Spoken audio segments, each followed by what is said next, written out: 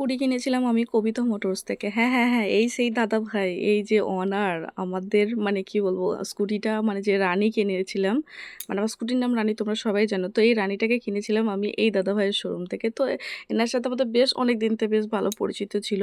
আর আমরা যেদিনকে কুমির প্রকল্প দেখে বাড়ি ফিরছিলাম সেদিন ভাবলাম দাদাভাইয়ের একটা অসুস্থতার খবর পেয়েছিলাম। তাই ভাবলাম দাদাভাইয়ের সাথে একটু দেখা করেই আসি। তাই একটু শোরুমে বসে গল্পগাল করছিলাম। এটাই এখন দেখো আগে শোরুমটা এতটাও বড় ছিল না। এখন কি সুন্দর লাইট টাইট লাগিয়ে ডেকোরেশন করেছে। তো লাইটগুলো মানে সবটা দাদাভাই আমরা যেতে আর কি জ্বেলে দিল আর কি। বেশ ভালো লাগছে। আর এই দাদাভাই খুব তারাপীঠের ভক্ত। অনেকবার তারাপীঠে গেছে। এমনকি আমাদের জন্যও পুজো দিয়ে প্রসাদ পাঠিয়ে দিয়েছে এরকম একটা ব্যাপার।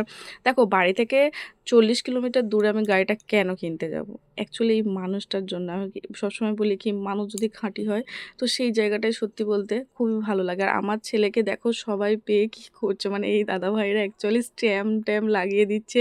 ও পার্টি-টার্টি যে যা পাচ্ছে মানে সবাই ওকে এত মানে করছে প্যাম্পারিং করছে এটা খাবে ওটা খাবে ওকে কিনে দিচ্ছে। তারপরে দেখো বদমাশি তো ওর কোনো অংশে কম নেই। আর এখানে সমস্তটা গাড়িটা পিছনে এখনো সব সেটিং করা আছে। তার জন্য দেখো এটা ইয়ামাহা কাউন্টার আর আমার গাড়িটাও তো ইয়ামাহা। বেশি দেরি করলে তো হবে না। আবার আমাদের গন্তব্যস্থল মানে বাড়িতেও যেতে হবে অনেকটা রাস্তা। আমার মানে বাড়ি থেকে এই শোরুম প্রায় 40 কিলোমিটার মানে এখনও 40 কিলোমিটার আমার ড্রাইভ করে যেতে হবে। তো তারপরে দেখো কবিতা মোটরসের বাইরে থেকেই দাদাভাই কিছু ফটো-টটো নিচ্ছিল। কি সুন্দর লাগছিল দেখো।